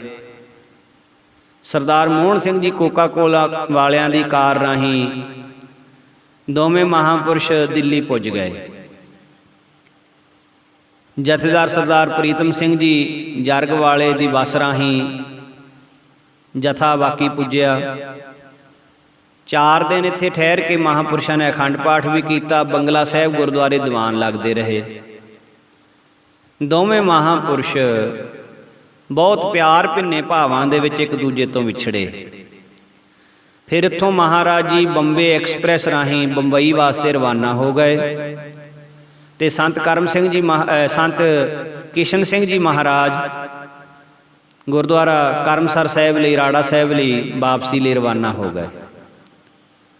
ਸਰਦਾਰ ਮੋਹਨ ਸਿੰਘ ਜੀ ਇੰਤਜ਼ਾਮ ਕਰਨ ਵਾਸਤੇ ਪਰਿਵਾਰ ਸਮੇਤ ਇਸੇ ਪ੍ਰਕਾਰ ਬੰਬਈ ਨੂੰ ਨਾਲ ਹੀ ਚਲਿਆ ਗਿਆ। ਰਹਿائش ਕੋਕਾ ਕੋਲਾ ਫੈਕਟਰੀ ਵਿੱਚ ਰਖਵਾਈ। ਅਖੰਡ ਪਾਠ ਵੀ ਹੋਇਆ। ਸਰਦਾਰ ਮੋਹਨ ਸਿੰਘ ਜੀ ਸੰਤ ਮਹਾਰਾਜ ਨੂੰ ਬੰਬਈ ਦੇ ਸੁਹਾਵਣੇ ਦ੍ਰਿਸ਼ ਦਿਖਾਉਣ ਵਾਸਤੇ ਸੁਹਾਵਣੀਆਂ ਥਾਵਾਂ ਵੱਲ ਲਿਜਾਂਦੇ ਔਰ ਸਾਰੇ ਪਾਸੇ ਮਹਾਂਪੁਰਖਾਂ ਨੂੰ ਇਹਨੇ ਸੈਰ ਕਰਾਉਣੀ ਕੀਤੀ। ਸੰਤ ਜੀ ਮਹਾਰਾਜ ਬੰਬਈ ਇੱਕ ਪਾਰਕ ਦੇ ਵਿੱਚ ਸੈਰ ਕਰ ਰਹੇ ਸੀ ਕਿ ਉੱਥੇ ਸੇਵਾ ਕਰਨ ਵਾਲਾ, ਨੌਕਰੀ ਕਰਨ ਵਾਲਾ ਇੱਕ ਮਾਲੀ ਜੋ ਕਿ ਪੰਜਾਬ ਤੋਂ ਵੀ ਨਹੀਂ ਸੀ, ਮਹਾਰਾਸ਼ਟਰ ਦਾ ਇੱਕ ਮਰਾਠੀ ਸੱਜਣ ਸੀ, ਉਹਨੇ ਦੂਰੋਂ ਸੰਤ ਜੀ ਮਹਾਰਾਜ ਦੇ ਦਰਸ਼ਨ ਕੀਤੇ। ਐਸਾ ਰੂਹਾਨੀ ਚਿਹਰਾ, ਐਸਾ ਨੂਰ ਤੱਕ ਕੇ ਉਸ ਦੇ ਅੰਦਰ ਐਸੀ ਖਿੱਚ ਪਈ ਕਿ ਉਹਨੇ ਬਹੁਤ ਜਲਦੀ ਦੇ ਨਾਲ ਇੱਕ ਫੁੱਲਾਂ ਦੀ ਮਾਲਾ ਤਿਆਰ ਕੀਤੀ ਤੇ ਸੰਤ ਜੀ ਮਹਾਰਾਜ ਦੇ ਬਹੁਤ ਸ਼ਰਧਾ ਦੇ ਨਾਲ ਫੁੱਲਾਂ ਦਾ ਹਾਰ ਗਲੇ ਵਿੱਚ ਪਹਿਨਾਇਆ। ਇਹਦਾ ਪ੍ਰੇਮ ਦੇਖ ਕੇ ਸਾਰੇ ਬਹੁਤ ਹੈਰਾਨ ਸਨ। ਮਹਾਂਪੁਰਸ਼ਾਂ ਨੇ ਜੋ ਕਿ ਉਸ ਵੇਲੇ ਨਾਲ ਸਰਦਾਰ ਕਰਨੈਲ ਸਿੰਘ ਗਰੇਵਾਲ ਸਨ, ਉਹਨਾਂ ਨੂੰ ਕਿਹਾ ਵੀ ਇਹਨਾਂ ਨੂੰ 25 ਰੁਪਏ ਪ੍ਰੇਮ ਦੇ ਵਜੋਂ ਸੇਵਾ ਦੇ ਵਿੱਚ ਦਿਓ। ਸੋ ਉਸ ਗਰੀਬ ਦੀ ਅੰਦਰਲੀ ਸ਼ਰਧਾ ਕੀ ਸੀ, ਉਸ ਦੇ ਅੰਦਰ ਕੀ ਪ੍ਰੇਮ ਸੀ, ਕੀ ਖਿੱਚ ਸੀ, ਇਹ ਤਾਂ ਮਹਾਂਪੁਰਖ ਹੀ ਜਾਣਦੇ ਹਨ। ਫਿਰ ਮਹਾਂਪੁਰਖ ਬੰਬਈ ਤੋਂ 8 ਜਨਵਰੀ 1951 ਨੂੰ ਸ਼ਾਮ ਦੇ 4 ਵਜੇ ਸਮੁੰਦਰੀ ਜਹਾਜ਼ ਜਿਹਦਾ ਨਾਂ ਸੀ ਕੰਪਾਲਾ, ਉਹਦੇ ਵਿੱਚ ਸਵਾਰ ਹੋਏ। ਸਪੈਸ਼ਲ ਕਮਰਾ ਮਹਾਰਾਜੀਆਂ ਵਾਸਤੇ ਰਿਜ਼ਰਵ ਸੀ। ਜਹਾਜ਼ ਦੇ ਵਿੱਚ ਤਕਰੀਬਨ 150 ਦੇ ਲਗਭਗ ਸਿੱਖ ਯਾਤਰੂ ਹੋਰ ਵੀ ਸਫ਼ਰ ਕਰ ਰਹੇ ਸੀ। ਆਪ ਜੀ ਦਾ ਦਰਸ਼ਨ ਕਰਕੇ ਸਿੱਖ ਯਾਤਰੂਆਂ ਨੇ ਤਾਂ ਨਿਹਾਲ ਹੋਣਾ ਹੀ ਸੀ, ਹੋਰ ਮਜ਼੍ਹਬਾਂ ਦੇ ਯਾਤਰੂ ਵੀ ਔਰ ਜੋ ਜਹਾਜ਼ ਨੂੰ ਚਲਾਉਣ ਵਾਲਾ ਅੰਗਰੇਜ਼ ਸੀ ਉਹ ਬਹੁਤ ਪ੍ਰਭਾਵਿਤ ਹੋਏ। ਇਹਨਾਂ ਸਭ ਨੂੰ ਇੰਨੀ ਪ੍ਰਸੰਨਤਾ ਹੋਈ ਕਿ ਉਹਨਾਂ ਨਾਲ ਪਰਮੇਸ਼ਰ ਸਰੂਪ ਬ੍ਰਹਮ ਗਿਆਨੀ ਮਹਾਂਪੁਰਸ਼ ਸਫ਼ਰ ਕਰ ਰਹੇ ਹਨ। ਸਮੁੰਦਰ ਦੇ ਸਫ਼ਰ ਦੇ ਜਿਹੜੇ ਵਿਘਨਾਂ ਦਾ ਅੰਦੇਸ਼ਾ ਸੁਭਾਵਿਕ ਹੀ ਯਾਤਰਾ ਕਰਨ ਵਾਲਿਆਂ ਦੇ ਮਨਾਂ ਵਿੱਚ ਘਰ ਕਰੀ ਬੈਠਾ ਹੁੰਦਾ ਹੈ, ਮਹਾਂਪੁਰਸ਼ਾਂ ਦੇ ਦਰਸ਼ਨ ਕਰਦਿਆਂ ਹੀ ਸਾਰਿਆਂ ਦੇ ਸ਼ੰਕੇ ਅਤੇ ਡਰ ਅਲੋਪ ਹੋ ਗਏ ਤੇ ਸਾਰਿਆਂ ਨੇ ਪਰਮੇਸ਼ਰ ਦਾ ਸ਼ੁਕਰ ਕੀਤਾ। ਪ੍ਰੇਮੀਆਂ ਦੇ ਖੁਸ਼ੀਆਂ ਭਰੇ ਹਿਰਦਿਆਂ ਵਿੱਚੋਂ ਨਿਮਨ ਭਾਵ ਦੀਆਂ ਤਰੰਗਾਂ ਸਮੁੰਦਰਲੀਆਂ ਲਹਿਰਾਂ ਦੇ ਨਾਲ ਉਛਲ ਰਹੀਆਂ ਸਨ। ਸੋ ਇਸ ਪ੍ਰਕਾਰ ਸੰਤ ਜੀ ਮਹਾਰਾਜ ਅੱਗੇ ਅਫਰੀਕਾ ਦੀਆਂ ਸੰਗਤਾਂ ਨੂੰ ਕਿਵੇਂ ਤਾਰਦੇ ਹਨ, ਕਿਵੇਂ ਉੱਥੇ ਦੀਵਾਨ ਸਜਦੇ ਹਨ, ਇਸ ਦਾ ਵਰਣਨ ਅਗਲੇ ਭਾਗ ਦੇ ਵਿੱਚ ਕੀਤਾ ਜਾਵੇਗਾ। ਮਹਾਰਾਜ ਸੱਚੇ ਪਾਤਸ਼ਾਹ ਇਸੇ ਤਰ੍ਹਾਂ ਆਪਾਂ ਨੂੰ ਉਦਮ, ਉਤਸ਼ਾਹ, ਪ੍ਰੇਮ, ਪਿਆਰ ਦੀਆਂ ਦਾਤਾਂ ਬਖਸ਼ਣ ਤੇ ਆਪਾਂ ਸੰਤ ਜੀ ਮਹਾਰਾਜ ਦੇ ਪਿਆਰੇ ਜੀਵਨ ਦੀ ਵਿਚਾਰ ਕਰ ਸਕੀਏ। ਸਤਿਗੁਰੂ ਗਰੀਬ ਨਿਵਾਜ ਸਭਨਾਂ ਦੀ ਹਾਜ਼ਰੀ ਪ੍ਰਵਾਨ ਕਰਨ ਜੀ। ਹੋਈਆਂ ਬੇਅੰਤ ਭੁੱਲਾਂ ਦੀ ਮੁਆਫੀ ਬਖਸ਼ਣੀ ਜੀ। ਗਰੀਬ ਨਿਵਾਜ ਸਰਬੱਤ ਸੰਗਤ ਦਾ ਭਲਾ ਕਰਨ ਜੀ। ਵਾਹਿਗੁਰੂ ਜੀ ਕਾ ਖਾਲਸਾ, ਵਾਹਿਗੁਰੂ ਜੀ ਕੀ ਫਤਿਹ।